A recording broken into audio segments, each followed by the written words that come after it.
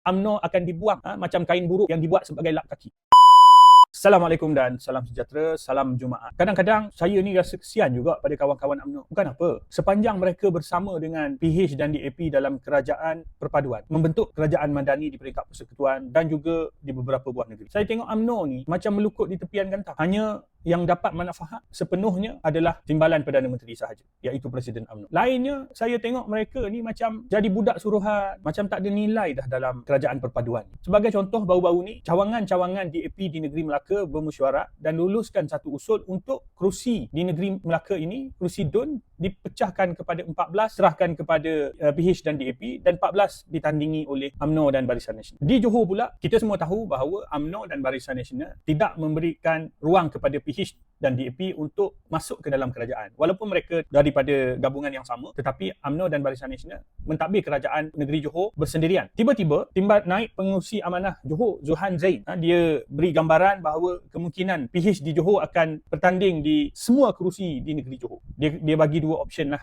Satu, bincang dan bahagi sama rata, ataupun bertanding semualah. Sebagai contoh, saya nak sentuh di negeri Melaka lah. Dia ada 28 kerusi. Sekarang ni UMNO dan Barisan Nasional menang 21 kerusi. PH ada 5 kerusi sahaja. Tiba-tiba datang DAP nak suruh pecah 14-14. Kalau berlaku keadaan ini, maknanya UMNO dan Barisan Nasional kena korbankan 7 kerusi tambahan yang mereka menang dalam pilihan raya umum yang lepas dan beri kepada PH dan DAP. Dan daripada 7 kerusi ni, tuan-tuan, ada di antaranya adalah kerusi majoriti Melayu Islam. Kalau betul sungguhlah berlaku keadaan di mana UMNO dan Barisan Nasional terpaksa korbankan kursi mereka dan beri kepada PH dan DAP, terutamanya DAP, memang satu pengkhianatan kepada orang Melayu Islam dalam negeri. Dan bila DAP ni dia keluarkan kenyataan macam yang bersungguh-sungguh untuk mempertahankan kerusi UMNO dan Barisan Nasional hanyalah Ketua Pemuda UMNO Malaysia, Dr. Akmal Saleh. Dia kata dia akan pertahankan 21 kerusi yang dimenangi oleh UMNO dan Barisan Nasional. Tiba-tiba datang Presiden UMNO, datang Ahmad Zahid Hamidi, yang sekarang ni sedang selesa, sedang seronok, sedang syok duduk di kerusi timbalan Perdana Menteri. Dia kata apa? Dia kata semua pihak kena kawal emosi.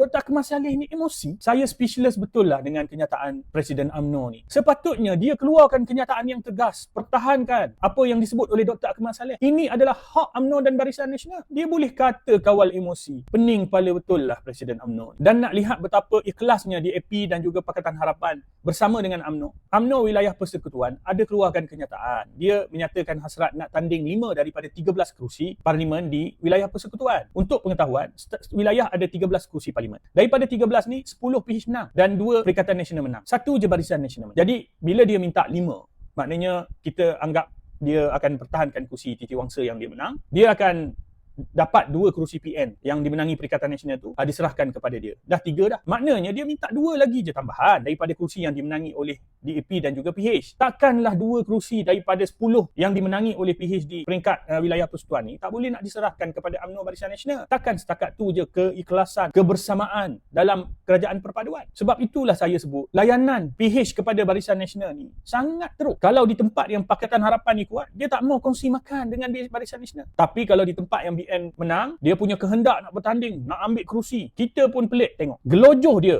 nak makan besar. Dan Presiden UMNO yang sepatutnya pertahankan UMNO dan Barisan Nasional, pertahankan hak UMNO dan Barisan Nasional, pertahankan kerusi-kerusi mereka, dia boleh kata kawal emosi. Memang jengkreng sungguh lah. Sebab itulah saya kata UMNO dan Barisan Nasional dalam kerajaan perpaduan ni ibarat melukut di tepian gantang. Di mata DAP, di mata Pakatan Harapan, UMNO ni sebenarnya tak ada nilai. Mereka hanya menggunakan UMNO untuk membentuk kerajaan ni. Bayangkan pada pilihan raya umum yang akan datang, dengan apa yang didedahkan oleh Rafizi, sokongan pengundi Melayu kepada kerajaan perpaduan ini berada di tahap rendah, 30%. Bermakna kerusi yang UMNO ada pada hari ini juga, ada kemungkinan besar UMNO akan kehilangan. Jadi, bila UMNO dah tewas dalam PRU 16 nanti, dah kurang kerusinya, jumlah kerusinya sudah tidak signifikan, agak-agak masa tu DAP dan PH nak ke ajak UMNO untuk bersama dalam kerajaan. Saya yakin PH dan DAP ni UMNO akan dibuang macam kain buruk yang dibuat sebagai lap kaki. Dan masa tu kalau UMNO baru nak sedar, baru nak menyesal, sudah terlambat. Sebab itu saya nasihatkan kepada ahli-ahli UMNO di peringkat bawahan,